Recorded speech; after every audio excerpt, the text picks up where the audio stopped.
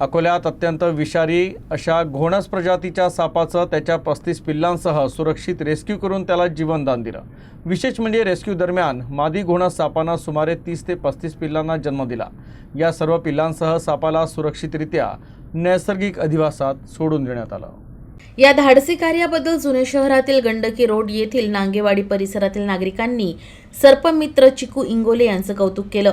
पावसाळ्यात साप विंचूसह सरपटणारे प्राणी बाहेर येत असल्यानं नागरिकांनी सावध राहावं, बूट घालून बाहेर पडावं आणि साप दिसल्यास त्याला मारण्याचा किंवा पकडण्याचा प्रयत्न न करता तत्काळ सर्पमित्रांशी संपर्क साधावा असं आवाहन त्यांनी यावेळी केलं। काल रात्री आम्ही एक रसल वायपर स्नेक रेस्क्यू केला होता।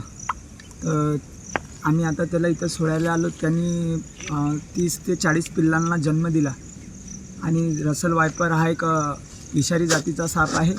त्याच्यामध्ये हिमोटॉक्सिक वेनम असते। आता आम्ही त्याला निसर्गामध्ये रिलीज करायला आलेलो आहोत।